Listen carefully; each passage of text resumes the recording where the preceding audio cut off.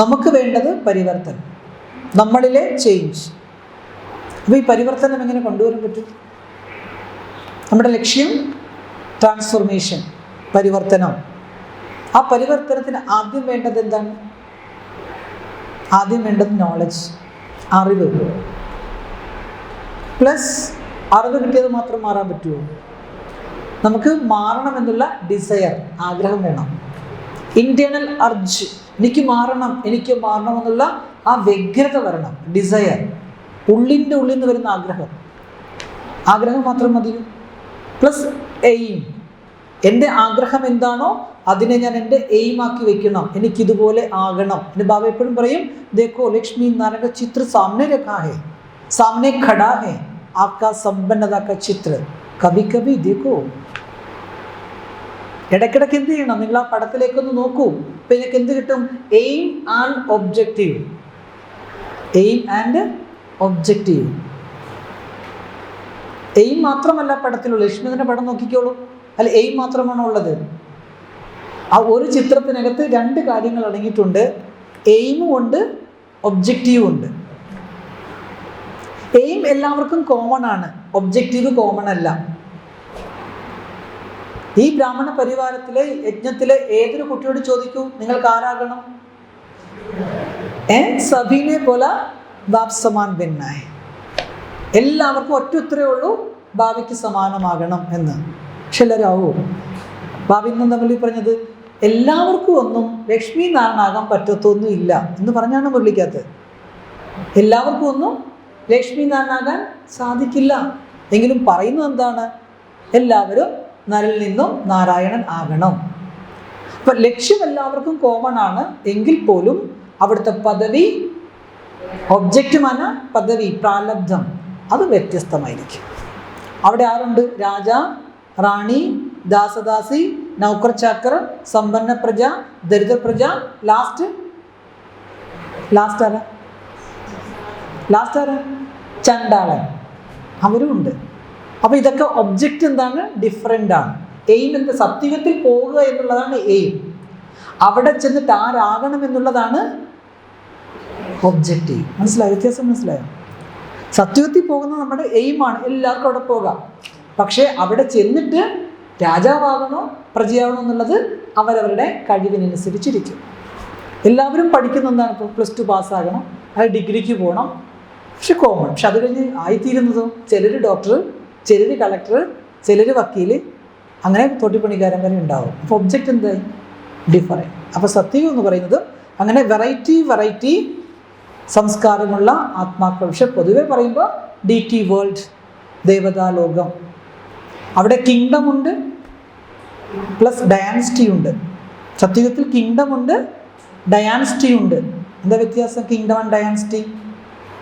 Kingdom, domain of the king, ഒരു ആളുടെ നിയന്ത്രണത്തിലിരിക്കുന്ന മുഴുവൻ ഏരിയ, അതാണ് കിങ്ഡം. അതിനകത്ത് വേറൊരാൾക്ക് അധികാരം പാടില്ല. അപ്പോൾ ഇന്ത്യയുടെ അതിർത്തിക്കകത്ത് നമ്മുടെ അധികാരം പുറത്ത് പറയാൻ പറ്റാൻ പറ്റുമോ? നമ്മുടെ കിങ്ഡമാണിത്. ആ അധികാര പരിധിക്കുള്ളിൽ മറ്റാരും കയറാൻ സാധിക്കില്ല. എന്നാൽ ഡയാൻസ് എന്ന് പറയുമ്പോഴത്തേക്കോ ഒരു കൂട്ടം രാജാക്കന്മാരെ ചേർത്ത് രാജാക്കന്മാരുടെ വംശത്തിന് വിളിക്കുന്ന പേരാണ് ഡയാൻസിറ്റി. അതാണ് രാജവംശം. സത്യയുഗത്തിൽ ലക്ഷ്മി നാരായണൻ തുടങ്ങി 1st, 2nd, 3rd, 4th, 5th, 7th, 8th. അത് കഴിഞ്ഞ് രാമൻ 1st, 2nd തൊട്ട് 12th.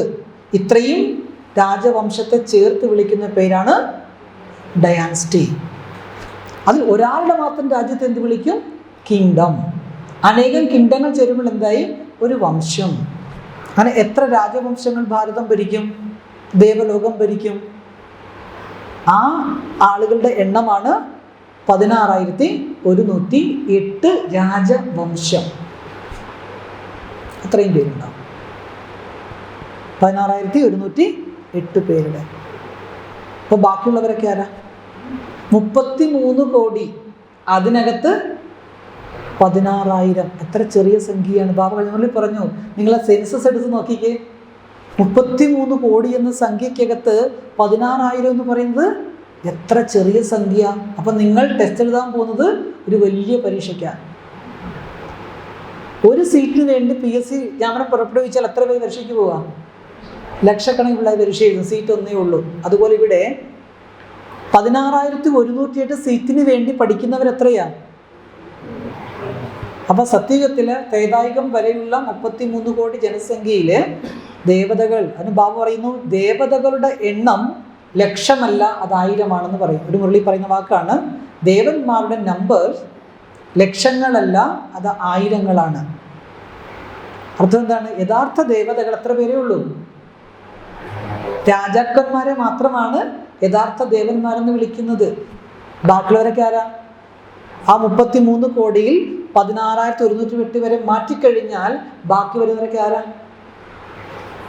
ബാക്കി ആരാ? അവിടുത്തെ രാജ്യത്തെ ജനങ്ങളാണ്. ഇവിടെ നമ്മുടെ ഇന്ത്യയിൽ നോക്കൂ, ഒരു പ്രധാനമന്ത്രി, എത്ര മുഖ്യമന്ത്രിമാര്, ഒരു രാഷ്ട്രപതി, കളക്ടർ, അവർ കുറച്ച് പേരെ എന്ത് ചെയ്യുന്നുള്ളൂ? ഔദ്യോഗികമായ പദവി കൈകാര്യം ചെയ്യുന്നുള്ളൂ. ബാക്കിയുള്ളവരൊക്കെ ആരാ? വെറും കോമൺ പീപ്പിൾ. ആ കണക്ക് വെച്ച് നോക്കൂ, ബാബ പറഞ്ഞാണ് ദേവതകൾ ഒരിക്കലും ലക്ഷങ്ങളല്ല, അവർ വെറും 1000 എത്ര 1000? 16,000 സംതിങ്. ആ 1000-ൽ നിങ്ങൾക്ക് എത്താൻ പറ്റുമെന്നാണ് ചോദ്യം ചോദിച്ചത്. ആ 1000-ന് വേണ്ടിയാണ് ഇവിടെ കോമ്പറ്റീഷൻ നടക്കുന്നത്. Because it is Rajyog, not Prajayog. നിങ്ങൾ പഠിക്കാൻ വന്നത് എന്താണ്? രാജയോഗം പഠിക്കാനാണ് വന്നത്. പക്ഷേ ഭാഗ്യം കൊണ്ട് ചിലർ പ്രജയായി പോകുന്നതാണ്. ആരും പ്രജയാകാൻ വേണ്ടി ഇവിടെ പഠിക്കുന്നില്ല. അതുകൊണ്ടാണ് എയിം ഓർ ഒബ്ജക്റ്റോ സദാ സാമനെ രഖോ. സത്യയുഗത്തിൽ പോകണം എന്നുള്ള ലക്ഷ്യവും വേണം. അവിടെ ചെന്നിട്ട് എന്താകണമെന്നുള്ള ഒബ്ജക്റ്റും ഇപ്പോഴേ ഫിക്സ് ചെയ്യും. എനിക്ക് പരീക്ഷ പാസ്സാകണം, അത് ലക്ഷ്യമാണ്. ഏത് റാങ്കിൽ പാസ്സാകണം? First class, second class, distinction, അത് ഒബ്ജക്റ്റാണ്. ഓക്കെ, അതുകൊണ്ട് പറയുന്നു നിങ്ങൾ പരിവർത്തനം കൊണ്ടുവരണം. അപ്പോൾ പരിവർത്തനം ആദ്യം വേണ്ടത് നോളജ്, രണ്ടാമത് വേണ്ടത് ഡിസയർ, ആഗ്രഹം, മൂന്നാമത് വേണ്ടത് എയിം, ലക്ഷ്യം. തീർന്നില്ല, എഫേർട്ട്. നിരന്തരം ആ ലക്ഷ്യപ്രാപ്തിക്ക് നിങ്ങൾ എന്ത് ചെയ്യണം? പരിശ്രമിക്കണം. പറയുന്നു പുരുഷാർത്ഥം ചെയ്യൂ. നമ്മുടെ വാക്കെന്താണ്? പുരുഷാർത്ഥ്, എഫേർട്ട് ചെയ്തെടുക്കണം. നമ്മുടെ പേരെന്താണ് സംഗമയത്തിൽ? The purusharthi. We are the effort maker, instant effort maker, തീവ്ര പുരുഷാർത്ഥി. അപ്പോൾ നമ്മൾ പുരുഷാർത്ഥം ചെയ്യണം, എഫർട്ട് ചെയ്യണം. അതുമാത്രം മതിയോ? എഫർട്ട് ചെയ്യുവാൻ നമുക്കൊരു സ്കില്ല് വേണം, ഒരു ടാലൻറ്റ് വേണം. ചിലർ എല്ലാവർക്കും എല്ലാ ജോലിയും അറിയാം, പക്ഷെ ചിലർക്കാണെങ്കിലോ ഒരു ടാലൻ്റ് ഉണ്ട്. അവർ ആ ജോലി ചെയ്യുന്നത് പ്രത്യേകതയാണ്. അപ്പോൾ ഒരു ജോലി ചെയ്യുക എന്നതിനപ്പുറം ആ ജോലി ചെയ്യാൻ സ്കില്ല് കൂടി വേണം. അത് പുരുഷാർത്ഥം എല്ലാവരും ചെയ്യുന്നുണ്ട്, പക്ഷെ ടാലൻറ്റ് പിള്ളേർക്ക് വ്യത്യസ്തമല്ലേ? ഓരോരുത്തർക്കും പ്രത്യേകം ടാലൻ്റ് ഉണ്ട്. അവരുടെ ടാലൻ്റ് അനുസരിച്ചാണ് അവരൊരു കാര്യം ചെയ്യുന്നത്. അതുകൊണ്ട് എന്ത് ചെയ്യേണ്ടത്? നിങ്ങൾ ആരും കുറ്റപ്പെടേണ്ട ആവശ്യമില്ല. എന്തുകൊണ്ടാണ്? അവരുടെ ടാലൻറ്റ് അവർ ചെയ്യുന്നു, അവരുടെ സ്കിൽ അവർ ചെയ്യുന്നു, നിങ്ങളുടെ സ്കിൽ നിങ്ങൾ ചെയ്തു. ഇപ്പം എത്ര കാര്യങ്ങൾ വേണം പരിവർത്തനത്തിന്? ഇത് എൻ്റെ എല്ലാത്തിൻ്റെയും കൂടെ സം ടോട്ടൽ, അതിനെ വിളിക്കുന്ന പേരാണ് ട്രാൻസ്ഫോർമേഷൻ അല്ലെങ്കിൽ പരിവർത്തനം. എത്ര പോയിന്റ് പറഞ്ഞു? Knowledge plus desire plus aim plus effort plus skill is equal to transformation. അപ്പോൾ ആത്മാവിൻ്റെ സ്വപരിവർത്തനത്തിന് ഈ 5 കാര്യങ്ങൾ നമ്മളെപ്പോഴും പ്ലസ് ചെയ്തിട്ടിരിക്കണം. ഏതെങ്കിലും ഒന്നും മൈനസ് ആയാൽ നമ്മൾ ഡൗൺ. കാരണം ഈ പുരുഷാർത്ഥം ചെയ്യുമ്പോൾ മാത്രമേ നമ്മളൊരു സാധാരണ മനുഷ്യനിൽ നിന്നും അസാധാരണ മനുഷ്യത്വത്തിലേക്ക് മാറും. അതിന് ബാബു വിളിക്കുന്നവരാണ് DT. മനുഷ്യൻ ആരായി? ദേവതയായി. മനുഷ്യൻ മാന ഓർഡിനറി, DT മാന എക്സ്ട്രാ ഓർഡിനറി. വ്യത്യാസം എന്താ? Ordinary and extraordinary. ഓർഡിനറിയുടെ കൂടെ എക്സ്ട്രാ ചേർത്താൽ പോരെ? ഇല്ലേ? ബാബു പറയുന്ന വാക്ക് നോക്കൂ, ഓർഡിനറിയാണ് എല്ലാവരും, ഒരു എക്സ്ട്രാ നിങ്ങൾ ചേർത്താൽ മതി. ഇപ്പം നിങ്ങൾ ആരായി? എക്സ്ട്രാ ഓർഡിനറി ആയി. കാരണം ദേവതയും മനുഷ്യൻ രൂപത്തിൽ ഒന്ന് തന്നെയാണ്, ഇല്ലേ? മനുഷ്യർക്ക് 2 കൈ, ദേവന്മാർക്ക് 4 കൈ ഉണ്ടോ? ഇല്ല. മനുഷ്യൻ്റെ രൂപവും ദേവൻ്റെ രൂപവും ഒന്ന് തന്നെയാണ്. പക്ഷെ വ്യത്യാസം എന്താണ്? ഒരാളുടെ പേഴ്സണാലിറ്റി ഓർഡിനറി ആണെങ്കിൽ മറ്റേയാൾ extra ordinary, means something extra. ആ ദേവാത്മാവിൽ മനുഷ്യനില്ലാത്ത എന്തോ ചിലത് കൂടി ഉണ്ട്. എക്സ്ട്രാ ഉള്ളത് കൊണ്ടാണ് അതെന്തായത്? എക്സ്ട്രാ ഓർഡിനറി ആയത്. അപ്പോൾ സ്വയം ചിന്തിക്കൂ, എന്നെ എക്സ്ട്രാ ഓർഡിനറി പേഴ്സണാലിറ്റി ആക്കാൻ വേണ്ടി എന്ത് എക്സ്ട്രായാണ് ഞാൻ കൊണ്ടുവരേണ്ടത്? അതിന് ബാബ എപ്പോഴും വിളിപ്പറഞ്ഞു, നിങ്ങൾ ധാരണാ സ്വരൂപരാകൂ. എന്തൊക്കെ ധാരണകളെ ഞാൻ എന്നിൽ കൊണ്ടുവന്നാൽ ഇപ്പോഴത്തെ ഞാനിൽ നിന്നും മറ്റൊരു ഞാനായിട്ട് എനിക്ക് മാറാം. അപ്പോൾ എന്നിൽ ഞാൻ ചേർത്ത് കൊടുത്ത എക്സ്ട്രാ, ചില ഫുഡ് അങ്ങനെയല്ല ഉണ്ടാക്കുമ്പോൾ ചില സാധനം എക്സ്ട്രാ ചേർക്കുമ്പോഴാണ് അതിന് സ്മെല്ല് വരുന്നതും രുചി വരുന്നതും. അപ്പം extra something should be add. അപ്പോൾ അത് ബിക്കം ടേസ്റ്റി ആൻഡ് ഫ്ലവർ. അതേപോലെ നമ്മളും നമ്മുടെ ആത്മാവിലേക്ക് ബാബ നൽകുന്ന ഓരോരോ ഗുണങ്ങളും ശക്തികളും വേണ്ട അളവിൽ കുറേശ്ശെ എന്ത് ചെയ്യണം, എക്സ്ട്രാ ആഡ് ചെയ്യുമ്പോൾ ഞാൻ ആത്മാവ് എന്താവും, കൂടുതൽ പവർഫുൾ ആവും. അതുകൊണ്ടല്ലേ ഓരോ ദേവന്മാർക്കും ഓരോ വ്യക്തിത്വങ്ങളാണ്. ഭക്തിയിൽ തന്നെ നോക്കൂ, ഓരോ ദേവിമാർക്കും ഓരോ നേച്ചറാണ്. എന്തുകൊണ്ടാണ്? അത് അവരുടെ വ്യക്തിത്വമാണ്. അപ്പം നമ്മുടെ എല്ലാവരുടെ ഉള്ളിൽ എന്തുണ്ട്, ഓരോ എക്സ്ട്രാ ഉണ്ട്. അതാണ് ഞാനായിരിക്കുന്നത്. എന്നെ ഞാനാക്കി മാറ്റുന്ന ഒരു ഗുണം എന്നിലുണ്ട്.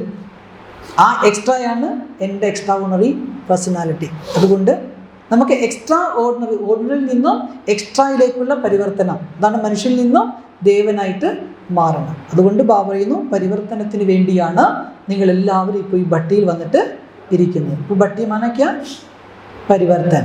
എന്തിലുള്ള മാറ്റം? നാമം, രൂപം, ഗുണം, കർത്തവ്യം. ഈ 4 പ്രകാരത്തിലുള്ള പരിവർത്തനം ഇവിടെ മസ്റ്റായിട്ടും ഉണ്ടായിരിക്കണം. അതുകൊണ്ട് ഇങ്ങനെയുള്ള പരിവർത്തനം ചെയ്തിട്ട് വേണം നിങ്ങൾ ഈ ഭട്ടിയിൽ നിന്നും പോകേണ്ടത്. ആദ്യം എന്താ പറഞ്ഞത്? 2 ഗിഫ്റ്റ് വാങ്ങിയിട്ട് ഗിഫ്റ്റും കൊണ്ട് വേണം നിങ്ങൾ പോകേണ്ടത്. ആ ഗിഫ്റ്റ് ഇവിടെ വെച്ചിട്ട് നിങ്ങൾ ഒരിക്കലും പോകരുത്. എവിടെ പോകുമ്പോൾ ഈ ഗിഫ്റ്റ് നിങ്ങൾ കൂടെ കൊണ്ടുപോകണം. ആ ഗിഫ്റ്റ് എന്തൊക്കെയാ? കണ്ണാടിയും ഗോളവും. ഓക്കെ. അതുകൊണ്ട് ബാബ പറയുന്നു, നിങ്ങൾ 2 കാര്യങ്ങളിൽ വിശേഷിച്ചും ശ്രദ്ധ വയ്ക്കുക. വിശേഷിച്ചും 2 കാര്യം ശ്രദ്ധ വയ്ക്കുക. അതിൽ ഒന്ന്, ഹർ ഏക് ബാത് മേ പരിവർത്തൻ കർണ. ഓരോ കാര്യത്തിലും നമുക്കൊരു പരിവർത്തനം കൊണ്ടുവരണം. ഓരോ വിഷയത്തിലും പരിവർത്തനം. അതെന്താണെന്ന് ചിന്തിക്കാൻ സമയം നമുക്ക് കുറവാണ് ഓരോന്നെടുത്തെടുത്ത് പറയാൻ. അതായത് സിമ്പിളായി പറഞ്ഞാൽ, ലൗകിക് സേ അലൗകിക്. നേരത്തെ പറഞ്ഞു ഓർഡിനറി സേ എക്സ്ട്രാ ഓർഡിനറി. ലൗകികമാന സാധാരണം, അലൗകികമാന എക്സ്ട്രാ ഓർഡിനറി. അപ്പോൾ സാധാരണ ഒരു വ്യക്തിത്വത്തിൽ നിന്നും നിങ്ങൾ ആരായി മാറണം? അസാധാരണമായ വ്യക്തിത്വത്തിനുടമയായിട്ട് മാറണം. ലൗകികത്തിൽ നിന്നും പരിവർത്തനത്തിലേക്ക് നിങ്ങൾ വരണം. കഴിഞ്ഞ ദിവസത്തെ വാണിയിലെ വരദാനത്തിൽ ബാബ പറഞ്ഞു എങ്ങനെയാണ് ലൗകികത്തെ അലൗകികമാക്കി മാറ്റേണ്ടത്. അതിൻ്റെ വിധിയുണ്ട്, ഒരു ടെക്നിക്കുണ്ട്.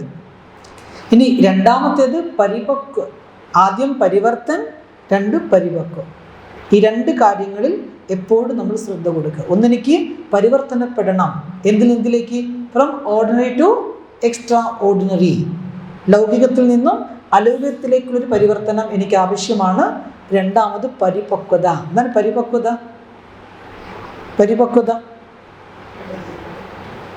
പരിപക്വത? പൂർണ്ണത. എന്താണ് ഈ പൂർണ്ണത? Complete and perfect. സമ്പന്നവും സമ്പൂർണവും. സമ്പന്നം വേറെ, സമ്പൂർണം വേറെ. രണ്ടും രണ്ടാണ്.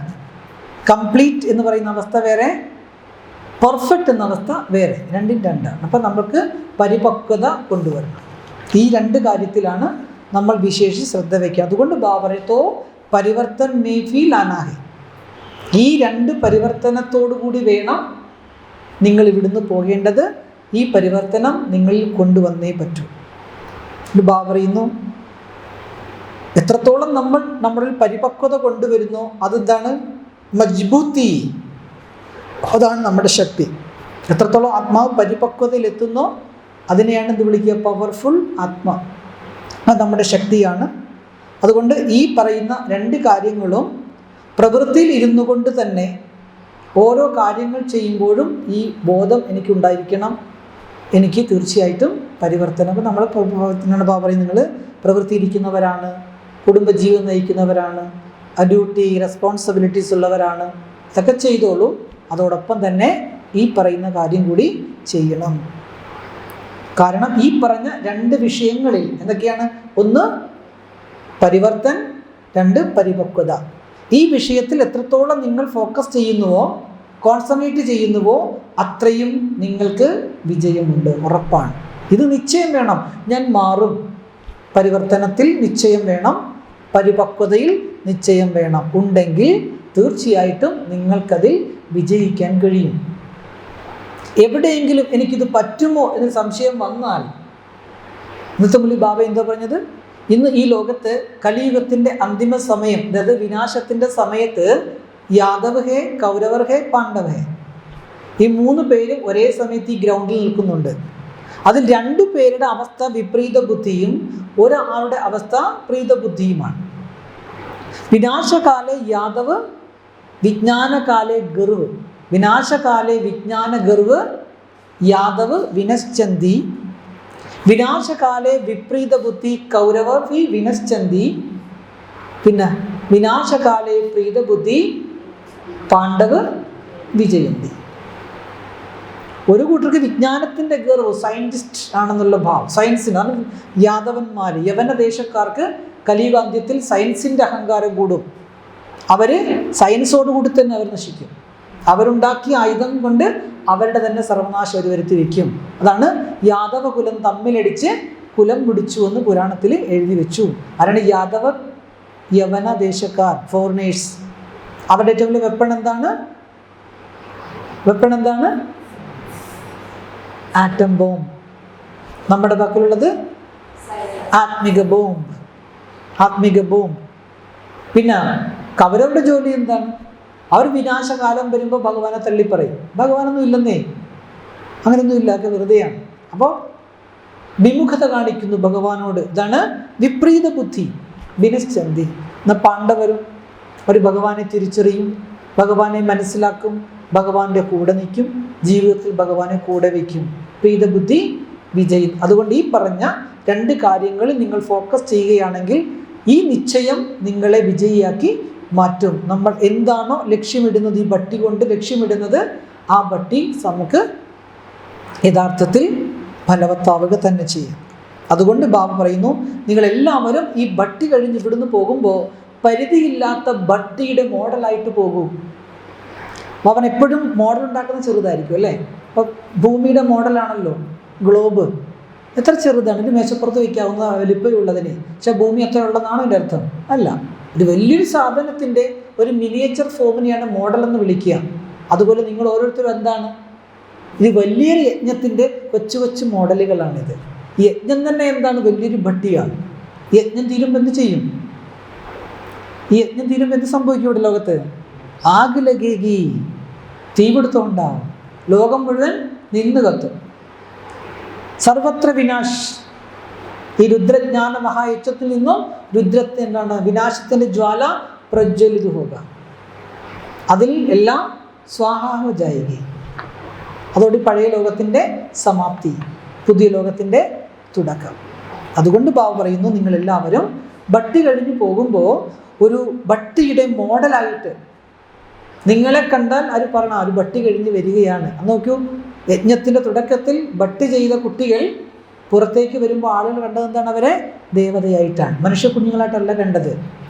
അപ്പോൾ അവർക്കൊരു ഭട്ടിയുടെ മോഡലായിട്ടാണ് അവർ കാണപ്പെട്ടത്.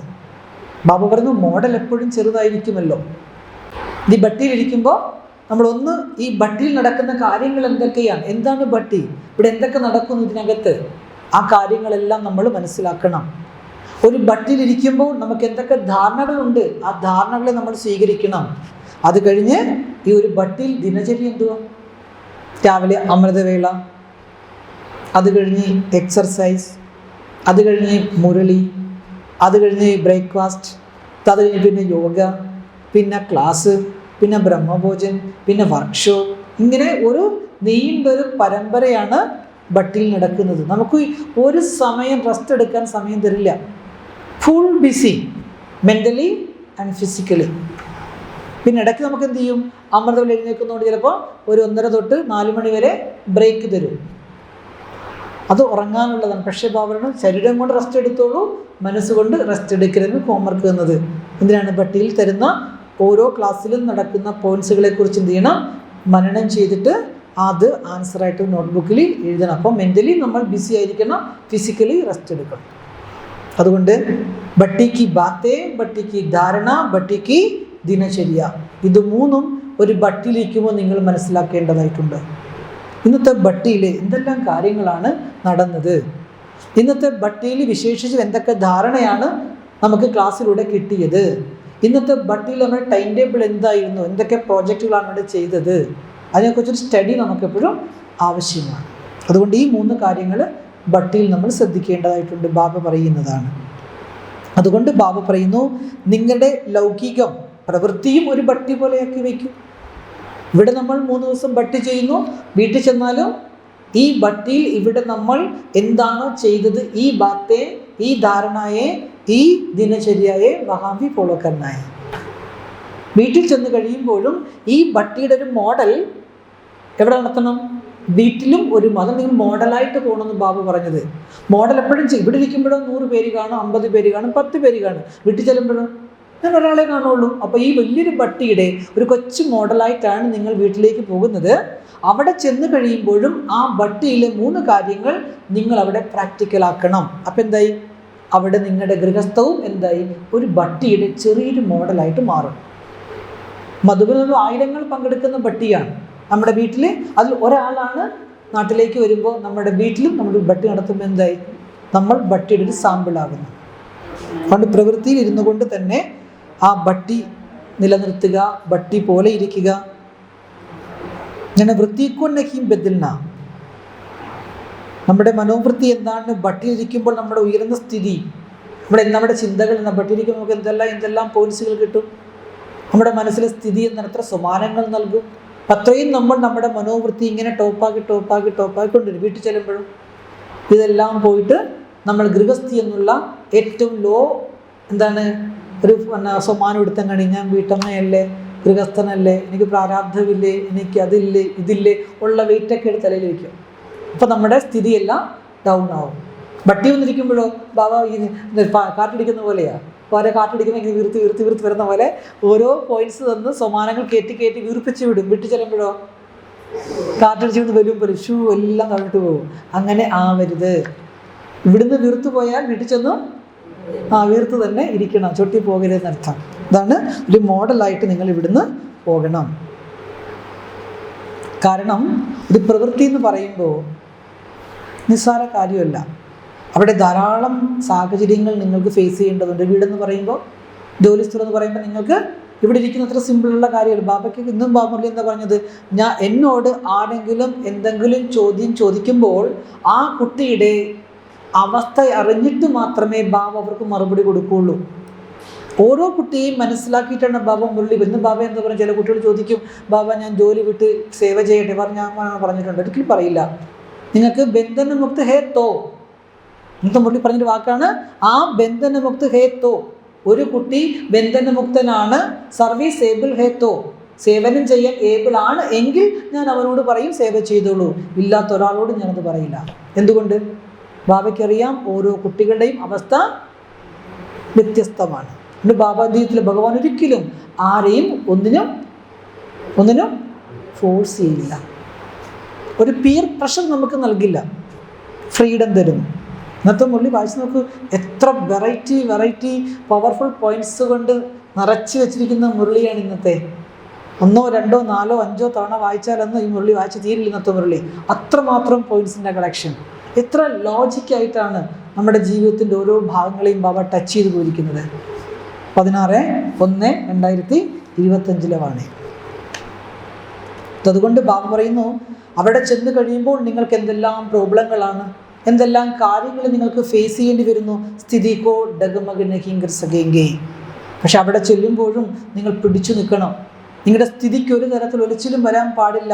എന്നിട്ട് ബാബ എക്സ്പെഷ്യലി അമ്മമാർക്കോട് സംസാരിക്കണം. ഈ ഭട്ടിയിൽ നിന്നും ബാബ അമ്മമാരോട് ചില കാര്യങ്ങളൊന്ന് സൂചിപ്പിക്കുകയാണ്. ദുഃഖവും മാതായി ജാഥാ സ്നേഹേ, അവർക്ക് ഭഗവാനോട് ഭയങ്കര സ്നേഹം. നോക്കും മധുബനിൽ തന്നെ ഭട്ടി വയ്ക്കുമ്പോൾ മാതാസ് ഭട്ടിക്ക് ഡയമണ്ട് ഹാൾ തികയത്തില്ല. ബാക്കി ബ്രദേഴ്സ് ഭട്ടിക്ക് എവിടെ വയ്ക്കുന്നത്? കോൺഫറൻസ് ഹാളിലാണ്. കൂടി ഒന്ന് 10,000 സീറ്റ് അതിനകത്തുള്ളൂ. അത്രയും അല്ല 5,000 സീറ്റുള്ളൂ തോന്നും കോൺഫറൻസ് ഹാളിൽ. അത്രയൊക്കെ ഉള്ളൂ കപ്പാസിറ്റി. ഡയമണ്ട് ഹാളാണെങ്കിലോ 25,000 പേരുടെ ഹാളാണത്. അമ്മമാരുടെ ഭട്ടി വെച്ച് കഴിഞ്ഞാൽ ആ ഹാള് നിറഞ്ഞിരിക്കുമ്പോൾ ബാക്കി ഒരു വിങ്സിനും ഇത്രയും അവിടെ ആളുകൾ എത്തുന്നില്ല. മദാസ് ഭട്ടിക്കാണ് ആൾ കൂടുതൽ. അതുകൊണ്ട് ബാബ പറയുന്നു, ഈ ഭട്ടി അറ്റൻഡ് ചെയ്യാനും ഭട്ടിക്ക് വരാനും ഒക്കെ മാതാക്കൾക്ക് എന്താ താല്പര്യം, മാതാക്കൾക്ക് ബാബയുടെ എന്താ സ്നേഹം. കാര്യം മാതാക്കൾ അത്രയും കഷ്ടപ്പെടുന്നുണ്ട്. ദുഃഖ സഹൻ കിയേ, എത്ര ജന്മങ്ങളായിട്ട് എത്ര കാലങ്ങളെ അനുഭവിക്കുകയാണ് ഈ ദുഃഖങ്ങൾ. എന്തങ്ങനെ ബാബ പറഞ്ഞത്? ഒരു ജന്മത്തിൽ ബാബറല്ല, മാതായി സബി ജനമേ മാതായി, എല്ലാ ജന്മത്തിലും നിങ്ങൾക്ക് സ്ത്രീ ശരീരമാണ് കിട്ടുന്നത്. കഭി കഭി മിലേഗ, ചോദിക്ക കഭി കഭി മിലേഗ. അപ്പൊ 84 ജന്മം എടുക്കുന്ന ആത്മാക്കളായി നിങ്ങൾക്ക് കഭി കഭി, 2 പ്രാവശ്യം പറഞ്ഞു കഭി കഭി. ചിലപ്പോൾ ചിലർക്ക്, എല്ലാവർക്കും ഇല്ല, 2 ജന്മം ചിലപ്പോൾ പുരുഷ നിയമം കിട്ടും, ബാക്കി മുഴുവനും മാതാവ് സ്ത്രീ സോൾ, സ്ത്രീ ശരീരം തന്നെയായിരിക്കും സ്വീകരിക്കും. കഭി കഭി മിലേന, 2 പ്രാവശ്യം കഭി കഭി കഭി കഭി. അല്ലാതെ വന്നാലുള്ള കുഴപ്പം എന്താണ്? ഒത്തിരി കുഴപ്പങ്ങളുണ്ട്. ചില അങ്ങനെ പറയും, ഒരു ജന്മം പുരുഷൻ, ഒരു ജന്മമാണ്. അങ്ങനെ എടുത്തു കഴിഞ്ഞാൽ ഒരു വലിയ പ്രോബ്ലങ്ങൾ ഉണ്ടാക്കും സൃഷ്ടി നാടകത്തിൽ. അതൊക്കെ അബ്നോർമാലിറ്റീസ് ആയിട്ട് ഇപ്പോൾ വരുന്നുണ്ട് ഒത്തിരി ആളുകൾക്ക്. അതിന് കഭി കഭി. അത് കലിയുഗത്തിൽ വരുമ്പോൾ ചില നിയമങ്ങളൊക്കെ മാറുമ്പോൾ ചില സ്ത്രീ ആത്മാക്കൾ പുരുഷൻ്റെ ദേഹം എടുക്കും. എന്തായിരിക്കും അവസ്ഥ? സ്ത്രീയുടെ ഭാവമുള്ള പുരുഷനെ കണ്ട അങ്ങനെ ഇരിക്കും. എന്ത് ബോറാണല്ലേ. ചില പുരുഷൻ്റെ സോള് വന്നിട്ട് സ്ത്രീ ശരീരം എടുത്താൽ എന്തിരിക്കും? അതൊക്കെ സൈക്കോളജിക്കൽ അബ്നോർമാലിറ്റീസ് ആയിട്ട് നമ്മുടെ സമൂഹ ധാരാളം പ്രോബ്ലങ്ങളൊക്കെ നടക്കുന്നുണ്ട് അതിനായിട്ട് ബന്ധപ്പെട്ട്. അതുകൊണ്ട് ബാബ പറയുന്നു, ഓരോ ആത്മാവിനും അവരവരുടേതാകുന്ന ഗുണധർമ്മ കർമ്മ വിശേഷങ്ങളുണ്ട്. ഗുണധർമ്മ കർമ്മ വിശേഷങ്ങളുണ്ട്. ബാബ എപ്പോഴും പറയും, പട്ടിയുടെ ആത്മാവ് പൂച്ചയാകുമോ? ആകുമോ? ആയില്ല. പൂച്ചയുടെ ആത്മാവ് പിന്നെ അജങ്ങ് ചത്തങ്ങ് ഗജമായി പിറക്കുന്നു, ഈച്ച ചത്തൊരു പൂച്ചയായിടുന്നു. അത് ജ്ഞാനപ്പാനയല്ല, അജ്ഞാനപ്പാന. ഒരിക്കലും ഈച്ചയുടെ ആത്മാവ് പൂച്ചയാവില്ല. കാരണം പൂച്ചയുടെ സോളിൻ്റെ സംസ്കാരമല്ല ഈച്ചയുടെ സംസ്കാരം. അപ്പം ഈച്ചയുടെ സോള് പൂച്ചയായാലും എന്ത് ചെയ്യും? ആ പൂച്ചയുടെ ദേഹത്തിൻ്റെ സംസ്കാരം കാണിക്കാൻ പറ്റുമോ? പൂച്ചയുടെ സോള് ഈച്ചയിൽ പറന്ന് നടക്കാൻ പറ്റുമോ? പൂച്ചയ്ക്ക് ഇറക്കാൻ അറിയില്ല. ഒരിക്കലും അത് അസംഭവ്യം. ബീജം ഏതുപോലെ അതുപോലെ വൃക്ഷം. മാവിൽ നിന്ന് വരുന്ന മാങ്ങ കുഴിച്ചിട്ടാൽ മാവിൻ തൈ ഉണ്ടാവുകയുള്ളൂ. വാഴക്കന്നിൽ നിന്നും വാഴക്കുട്ടി ഉണ്ടാവുകയുള്ളൂ. പശുവിൽ നിന്നും പശുക്കുട്ടി ഉണ്ടാവുകയുള്ളൂ. അത് പ്രപഞ്ച നിയമമാണ്. റിവേഴ്സ് ഒരിക്കലും പോസിബിൾ അല്ല. അങ്ങനെ ഒരു നിയമം ഉണ്ടെങ്കിൽ അത് എല്ലായിടത്തും അപ്ലിക്കബിൾ ആകണ്ടേ? അപ്പോൾ ഗുണധർമ്മ കർമ്മ വിശേഷങ്ങൾ വേറെ. പിന്നെ ബാബ അത് എക്സ്പ്ലെയിൻ ചെയ്തത്, ആത്മാവിനെ എപ്പോഴും പുരുഷൻ എന്നാണ് പറയുക. സ്ത്രീ എന്ന് പറയാറുണ്ടോ? പുരുഷനും പ്രകൃതിയും എന്നല്ലേ പറയുന്നത്. അപ്പോൾ ബാബ ആ മുന്നിൽ എടുത്തു പറഞ്ഞു, ഇവിടെ പുരുഷൻ എന്ന വാക്ക് ബാബ ഉപയോഗിച്ചത് ജെൻഡറായിട്ടല്ല. ആൺ പെണ്ണെന്ന് നമ്മൾ ശരീരത്തിന് കൊടുക്കുന്ന ജെൻഡറായിട്ടല്ല ഉദ്ദേശിച്ചിരിക്കുന്നത്. പകരം ആത്മാവിനെ സൂചിപ്പിക്കാൻ ഒരു വാക്ക് ഉപയോഗിച്ചു. അതിൽ ആത്മാക്കളാകുന്ന പുരുഷൻ, ചിലപ്പോൾ ചില ആത്മാക്കൾ പുരുഷന്റെ ശരീരവും സ്വീകരിക്കും, ചില ആത്മാക്കൾ സ്ത്രീ ശരീരവും സ്വീകരിക്കും. ഇവർ ഈ സിസ്റ്റത്തിൽ പോകും, അവർ ആ സിസ്റ്റത്തിൽ പോകും. പിന്നെ കഭി കഭി ഇതും സംഭവിക്കും. അങ്ങനെ ബാബ പറയാനൊരു സാഹചര്യമുണ്ടായി. അങ്ങനെ അത് പറഞ്ഞു. എന്തായിരുന്നു സാഹചര്യം? ഇതാണ് സാഹചര്യം. ക്യോങ്കി മാതായെ ബഹു സഹൻ കി. ഈ അമ്മമാർ ഇഷ്ടം പോലെ സഹിക്കുമ്പോൾ പറയും, ദൈവമേ അടുത്തിലെന്ത് എന്നെ നാണാക്കി തരൂ. അങ്ങനെ ചില അമ്മമാർ പ്രാർത്ഥിക്കാറുണ്ട്. അത്രയധികം ജീവിതത്തിൽ പ്രാരാബ്ദങ്ങൾ വന്നു, പുരുഷൻ്റെ പീഡനങ്ങളൊക്കെ സഹിക്കുമ്പോൾ ചില അറിയാതെ തന്നെ പറഞ്ഞു പോവും, അടുത്ത ജന്മമെന്നെങ്കിലും ഒന്ന് എന്ന് തരല്ല ദൈവമേ എന്ന് പറയുമ്പോൾ അവരെ സ്വാന്തനിപ്പിക്കാൻ വേണ്ടി ബാബ പറയുന്നു, അമ്മമാരെ നിങ്ങൾ വിഷമിക്കേണ്ട, കവി കവി ആ സുഖം കൂടെ മനസ്സിലാക്കി തരാം. അപ്പം പിന്നെ പറയും, ദൈവമേ ആണാ ജനിക്കുക വേണ്ടെന്നവർ പറയും. ആണാ ജനിക്കാനാണല്ലോ നിങ്ങൾ ആവശ്യപ്പെട്ടു. പക്ഷെ ആണാ ജനിച്ചു കഴിയുമ്പോൾ നിങ്ങൾക്ക് മനസ്സിലാകും പഴയ തന്നെ മതിയായിരുന്നെന്ന്. അപ്പോൾ അതോട് ആഗ്രഹം തീർന്നല്ലോ. അങ്ങനെ ഒരു സിറ്റുവേഷനിൽ ബാബ ആ കഫി കഫി എന്ന വാക്ക് ഉപയോഗിച്ചു. ബാബറിൻ്റെ അമ്മമാർ അത്രയധികം ദുഃഖങ്ങൾ സഹിച്ചവരാണ്. എന്നത് പുകാര ജാത മാതാവ് എന്നെ. അതുകൊണ്ടാണ് ഏറ്റവും കൂടുതൽ ഭഗവാനെ വിളിച്ച് കരയുന്നതാരാ ലോകത്ത്? സ്ത്രീകളാണ്, എസ്പെഷ്യലി അമ്മമാരാണ്. അതാണ് ദ്രൗപദി നിലവിളിച്ചെന്ന്, ദ്രൗപദിയല്ല അത് തന്നെ, ദ്രൗപദി നിലവിളിച്ചുമായിട്ട് ഭക്തിയിൽ കാണിച്ചു. എങ്ങനെ നിലവിളിച്ചത്? അത്ര പ്രാണവേദനയോടുകൂടി ഹൃദയത്തിൽ നിന്നും അത്രയ്ക്കും അല്ലേ ആ നിലവിളി. ഇങ്ങനെ അങ്ങോട്ട് നെഞ്ചത്തോട് കൈവച്ചുകൊണ്ട് ഭഗവാനെ വിളിച്ചു, ഭഗവാൻ വന്നില്ല. പിന്നെ ഇങ്ങനെ വെച്ചുകൊണ്ട് വിളിച്ചു, ഭഗവാൻ വന്നില്ല. ഇങ്ങനെ വെച്ചുകൊണ്ട് വിളിച്ചു, ഭഗവാൻ വന്നു. മൂന്നാമത്തെ വിളിക്കാണ് ഭഗവാൻ വന്നു. അത്രയും അവരെന്ത് ചെയ്തു, ആ ക്ഷമയുടെ നെല്ലിപ്പലക മൊത്തം കണ്ട് കണ്ട് കണ്ട് അവസാനം അവർ ഹൃദയത്തിൽ നിന്നും, ആ വിളിയാണ് ഈ വിളി, എനിക്കിനി ഒന്നുമില്ല, എന്നെ രക്ഷിക്കാൻ ഇനി ആരുമില്ല. ഇതുവരെ ഇങ്ങനെ വെച്ചിട്ടാണ് വിളിച്ചത്, പിന്നെ ഇങ്ങനെ വിളിച്ചത്, പിന്നെ ഇങ്ങനെ വിളിച്ചത്. അപ്പുറത്താണ് അവസാനത്തെ ആശ്രയം, ഇനി നീ മാത്രം, എനിക്കിനി മക്കളുമില്ല, ആരുമില്ല, എനിക്കിനി ഞാൻ മാത്രം, ഇനി നീ മാത്രമേ ഉള്ളൂ എന്നുള്ള ആ ദീനമായ രോദനമാണ് ബാബയുടെ ചെവിയിലെത്തുന്നത്. അത്രയധികം സഹിച്ചു. അതുകൊണ്ട് ഈ അമ്മമാർ അത്രയും ദുഃഖത്തിൽ നിന്നുകൊണ്ട് പോലും ഭഗവാനെ സ്നേഹിക്കുകയും ഭഗവാനെ വിളിക്കുകയും ചെയ്തുകൊണ്ടാണ് ഭഗവാൻ ഓടി വന്ന് അമ്മമാരുടെ കാല് തടവിയത്. അതാണ് കൃഷ്ണൻ പാഞ്ചാലിയുടെ കാല് തടവുന്നതായിട്ട് ഒരു കഥയുണ്ട്. ആരുടെ കാല് തടവിയ കാര്യമാണ് ഈ പറയുന്നത്. അത്രയധികം മാതാക്കൾ എല്ലാം സഹിച്ച്, എന്തെല്ലാം സഹിച്ച് അവർ ക്ഷീണിച്ചപ്പോൾ എന്ത് ചെയ്തു, ബാബ സ്നേഹസേ പാവുദബാത്തെ, സ്വയം ഭഗവാൻ വന്നിട്ട് അമ്മമാരുടെ പാദം തടകുകയാണ്. അമ്മമാർ, നിങ്ങളിനി വിഷമിക്കേണ്ട, നിങ്ങളുടെ എല്ലാ ക്ഷീണവും ഇതോടെ തീരുകയാണ്. This is your last birth, last breath, അവസാന ജന്മം, അവസാന ശ്വാസം. ഇനി നിങ്ങൾ ആരാകാൻ പോവുകയാണ്? മഹാറാണി. മഹാറാണി ഗായൻ ഹേന മാതാവും പാദബായ. അതുകൊണ്ടാണ് പുരാണത്തിൽ എഴുതി വെച്ചത് ശ്രീകൃഷ്ണൻ ദ്രൗപദിയുടെ കാല് തടവി എഴുതി വെച്ചു. ഇവിടെ ബാബ പറയുന്ന ഒരിക്കലും സ്ഥൂലമായ കാല് തടകിയ കാര്യമല്ല. അങ്ങനെ നിങ്ങൾ സ്ഥൂലമായ മീനിങ്ങിൽ എടുക്കരുത്. ഒരു കാലാരും തടകുന്നില്ല, സ്ഥൂലമായ കാല് തടകിയ കാര്യമല്ല പറഞ്ഞത്. പിന്നെയോ മാതാക്കൾക്ക് വിശേഷിച്ചും സ്നേഹത്തിൻ്റെ കാര്യം, സ്നേഹം കൊണ്ട് ഭഗവാൻ അവരെ തഴുകുന്നതിനെയാണ്, അത്രയും എളിമത്വത്തോട് ഭഗവാൻ അവരെ സമീപിച്ചതിനെയാണ് കാല് തടകി എന്നുകൊണ്ട് ഉദ്ദേശിച്ചത്. കാരണം അമ്മമാർക്ക് സ്നേഹം കൊടുക്കണം, അവർക്ക് ധൈര്യം കൊടുക്കണം. ഇല്ലെങ്കിൽ അമ്മമാർ പെട്ടുപോകും. ലാസ്റ്റ് ചാൻസാണ് ഇത്, ലാസ്റ്റ് ആശ്രയമാണിത്. അതും കൈവിട്ടു പോയാലോ പിന്നെ അവർക്ക് ജീവിതത്തിൽ വല്ല പ്രതീക്ഷയുണ്ടോ? അതുകൊണ്ട് ഇനി ഒരിക്കലും അവരെന്ത് ചെയ്യില്ല, മറ്റൊരു ആശ്രയത്തിന് വേണ്ടി അവർ കേഴരുത്. അവരവസാനം വന്നെത്തിയ ആശ്രയമാണിത്. അതുകൊണ്ട് അവർക്ക് ആശ്രയം കൊടുത്തല്ലേ പറ്റൂ, റിജക്റ്റ് ചെയ്യാൻ പറ്റുമോ? അതുകൊണ്ട് ഭഗവാൻ എന്ത് ചെയ്യുന്നു, അമ്മമാർക്ക് അത്രയധികം സ്നേഹവും ധൈര്യവും കൊടുക്കുകയാണ്. കാരണം കേവലം മാത്രം സ്നേഹം മാത്രം ഇട്ട് കാര്യമില്ല. സ്നേഹം മാത്രം മതിയോ? നിങ്ങൾക്ക് നല്ല പവറും കൂടി വേണം. അതുകൊണ്ടാണ് ദുർഗയായിട്ട് ആരെ കാണിക്കുന്നത്? ആരെ കാണിക്കുന്നത്? അമ്മയെ കാണിക്കുന്നത്. മാതൃശക്തിയെ കാണിക്കുന്നതിനാണ് ഭക്തിയിൽ. ഒന്ന് ദുർഗ, രണ്ട് കാളി. ദുർഗാ രൂപത്തിലും കാളി രൂപത്തിലേക്കും ഭഗവാൻ ആരെ മാറ്റും? എല്ലാവരും തല്ലുകൊണ്ട് എന്നെ തല്ലല്ലേ, എന്നെ തല്ല, ഒതുങ്ങി ഒതുങ്ങി ഒതുങ്ങി പോയ ആളുകളെയും എന്നിട്ട് വാളാന്ന് പറഞ്ഞ രീതിയിൽ വെല്ലുവിളിക്കുന്ന സ്വരൂപത്തിലേക്ക് മാറ്റിയെടുക്കുന്നു. അപ്പം ബാബ പറയും അത്രയധികം ശക്തിയും അവർക്ക് കൊടുക്കണം. സ്നേഹം മാത്രം കൊടുത്തിട്ട് കാര്യമില്ല, അവർക്ക് പിടിച്ചു നിൽക്കണം. എന്ത് വേണം? ശക്തി കൂടി ആവശ്യമാണ്. അതുകൊണ്ടാണ് അതിൻ്റെ ഓർമ്മചിഹ്നമായിട്ട് ഭഗവാൻ കാല് തടകി എന്ന് പറയാർത്ഥം.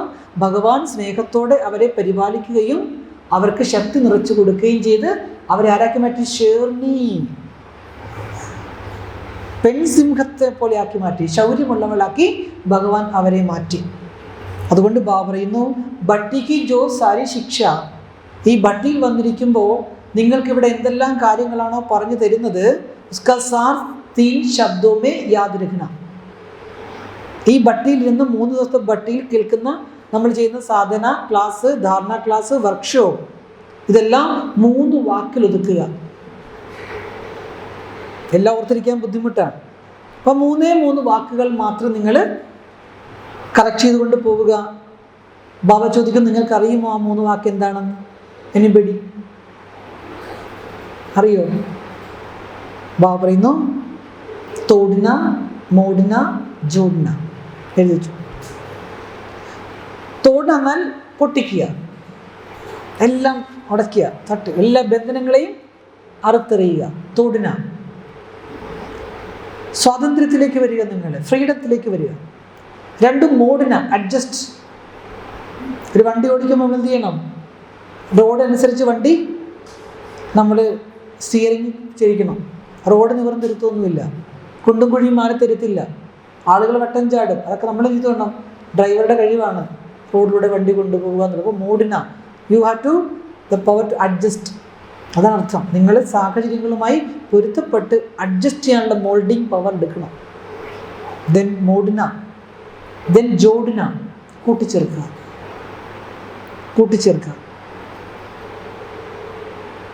ഈ ഭട്ടിയിലൂടെ നമ്മൾ മുഴുവൻ ഭട്ടിയുടെ സാരാംശം 3 പോയിന്റിൽ ഒതുക്കുക. എന്തൊക്കെയാണ്? തോടിന, മോടിന, ദെൻ ജോഡിന. ഇനി ബാബ അതിൻ്റെ ഓരോന്നിൻ്റെയും എക്സ്പ്ലനേഷൻ തരികയാണ്.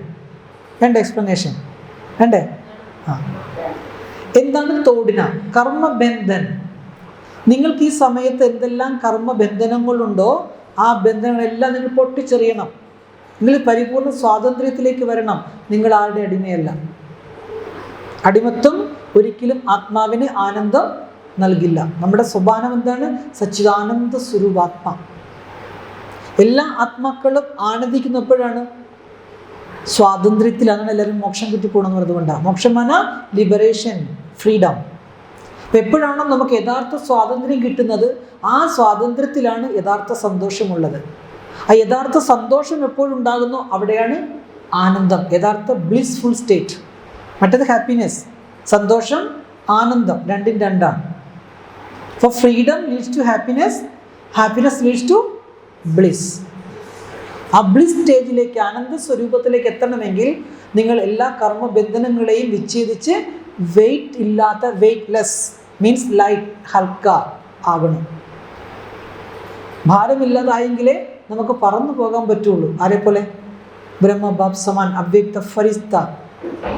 മാലാഖി ആകണമെങ്കിൽ പറക്കണമെങ്കിൽ വെയിറ്റ് പോകണം, ലൈറ്റ് ആകണമെങ്കിൽ ബന്ധനങ്ങളൊക്കെ കാലെ ചരടിട്ട് കെട്ടിയിട്ട് പറക്കാൻ പറ്റുമോ? ആദ്യം കാലിലുള്ള ചരട് മുറിച്ചു കളയുക. ഏതാണ്? കർമ്മബന്ധനങ്ങളുടെ ചരട് നിങ്ങൾ അറുക്കണം. അതാണ് തോടന. കർമ്മബന്ധൻ തോടന സീഖോന. എങ്ങനെ നമുക്ക് നമ്മുടെ കർമ്മബന്ധനങ്ങൾ ഇല്ലാണ്ടാക്കാം? പഠിക്കണം. അതൊരു ടോപ്പിക്കാണ് നമ്മുടെ. എന്താണ് കർമ്മബന്ധനം എന്ന് ആദ്യം പഠിക്കണം. കർമ്മബന്ധനത്തെ എങ്ങനെ ഇല്ലാതാക്കണം ആ ടെക്നിക്കും പഠിക്കണം. ഇല്ലെങ്കിലോ കെട്ടുകളായത് കർമ്മം പുരുഷന് വീണ്ടും വീണ്ടും കെട്ടുകളായത് കർമ്മം പുരുഷന് കെട്ടുകൾ കൂടി കെട്ടുകൾ അത്രേ കെട്ടുകൾ. പക്ഷെ ലാസ്റ്റ് വരി പാടണം, കെട്ടുകളറ്റേ മുക്തി വരൂ ദൃഢം. അത് അവിടെയാണ് ചോദ്യം. ഈ കെട്ടുകൾ എങ്ങനെ അറ്റും, എങ്ങനെ അറുക്കും? അതിന് 2 ഓപ്ഷൻ. കെട്ടുകളോ പോലെ ഭുക്തിയാ തീരും. കർമ്മക്കണക്കൊക്കെ അനുഭവിച്ച് തീർത്തോണമെന്നാണ് ഭക്തി പഠിപ്പിച്ചത്. ഭഗവാൻ പറയുന്നു അല്ല, അനുഭവിക്കാതെയും തീർക്കാം. അപ്പം 2 ഓപ്ഷനാണ് ഭഗവാൻ നമ്മുടെ മുമ്പിലേക്ക്. നിങ്ങൾ പഠിക്കണം. How to overcome the bondages of action. കർമ്മബന്ധനത്തെ നിങ്ങൾക്ക് എങ്ങനെ ഇല്ലാണ്ടാക്കാം? ഫസ്റ്റ് വിധി, ഒന്നാമത്തെ വിധി അനുഭവിച്ച് തീർക്കുക. രണ്ടാമത്തെ വിധി യോഗം കൊണ്ട് തീർക്കുക, തപസ്സിലൂടെ. യോഗ ഔർ ഭോഗ്, അത് നിങ്ങളുടെ ചോയ്സാണ്. കർമ്മക്കണക്കിൽ അനുഭവിച്ച് തീർക്കണോ അതോ തപസ് ചെയ്ത് തപശക്തി കൊണ്ട് തീർക്കണോ എന്നുള്ളത് അവരവരുടെ ഇഷ്ടം. അതുകൊണ്ട് പറയാണ് സീക്കോ ഹേന, കർമ്മബന്ധനത്തെ തോടുന്ന എങ്ങനെ ഇല്ലാതാക്കണമെന്ന് നിങ്ങൾക്കറിയാമല്ലോ. പിന്നെ മോഡിനാപ്പി സീക്കോ. ഒരു വശത്തെല്ലാം മുറിച്ച് കളഞ്ഞ് എന്ന് കരുതി കൺട്രോൾ പോകരുത്. ഇപ്പം നമ്മളൊരു തോണിയുടെ ചരട് കെട്ടിച്ചിട്ട് എന്ത് ചെയ്യും? കാട്ടടിച്ച് തോണി എങ്ങോട്ടെങ്കിലും പോകും. ഫ്രീഡം കിട്ടിയിട്ട് വല്ല കാര്യമുണ്ടോ? ആ തോണി എവിടെയെങ്കിലുമൊക്കെ അങ്ങ് പോകും. കെട്ടടിച്ച് വിട്ട തോണി എങ്ങോട്ടെങ്കിലും കെട്ടിച്ച പശു എന്ത് ചെയ്യും? എവിടെയെങ്കിലും കൊടു പോലെ ചുമ്മാ ഓടും. അത് പാടില്ല. ആ കർമ്മബന്ധനത്തെ മുറിക്കുകയും വേണം. എന്നാൽ അതേസമയം മോഡിന ടു അഡ്ജസ്റ്റ്, മോൾഡ് ചെയ്യുക. ഇപ്പം ഗണപതി എങ്ങനെ കാണിക്കുന്നപ്പോഴും ഇങ്ങനെ തുമ്പിക്കൈ കാണിച്ചിട്ടുണ്ട്. ഗണപതി എങ്ങനെ വെച്ചിരിക്കുന്ന ചുരുട്ടി തുമ്പിക്കൈ. അങ്ങനെ വെച്ചിരിക്കുന്നത് ഗണപതി കാണിക്കുമ്പോൾ തുമ്പിക്ക് നീട്ടിപ്പിടിച്ച കൈയല്ല കാണിക്കുക, ചുരുട്ടി വെച്ചാലൊക്കെ കാണിക്കുക. അങ്ങനെ വെച്ചിരിക്കുന്നത്. അപ്പം ഗണപതിയുടെ തുമ്പിക്കൈ എത്ര പവർഫുൾ ആണോ അത്ര ഫ്ലെക്സിബിളും ആണത്. റഫ് ആൻഡ് ടഫ് അല്ലത്. ഇതിലെ ഇപ്പം എന്താണ്? നിങ്ങളുടെ നേച്ചർ റഫ് ആൻഡ് ടഫ് ആകരുത്, റഫ് ടഫ് ആകരുത്, സ്വീറ്റ് ആകണം.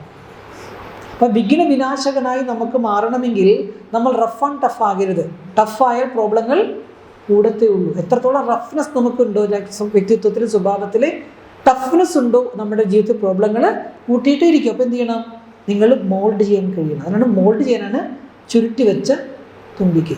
നീട്ടിപ്പിടിച്ചാൽ പവർഫുള്ളാണ്. അവിടെ അടി കൊടുത്താൽ എത്ര വലിയ വെയിറ്റാണ് ആ ഈസി ആയിട്ട് പൊക്കണം തുമ്പിക്കൈ കൊണ്ട്, എന്നാൽ അത്ര തന്നെ അത് ഫ്ലെക്സിബിളുമാണ്. അപ്പോൾ ഫ്ലെക്സിബിലിറ്റി ആൻഡ് സ്ട്രോങ് ആകണം, എന്നാൽ ഫ്ലെക്സിബിളും ആകണം.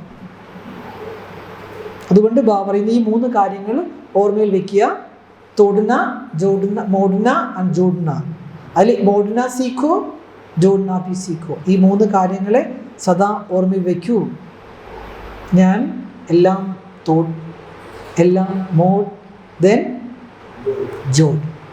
ജോഡുന്ന എന്താണെന്ന് നമുക്ക് പിന്നീട് പഠിക്കാം. ഇത്രയും പോയിന്റ്സ് മനസ്സിലായോ? ഇതാണ് തിലകി നിശാനി. ഇതാണ് ഭട്ടിയിൽ നമുക്ക് വന്നപ്പോൾ ആദ്യം കിട്ടിയ തിലകം. ഈ തിലകത്തിനകത്ത് എന്തുണ്ട്? ഈ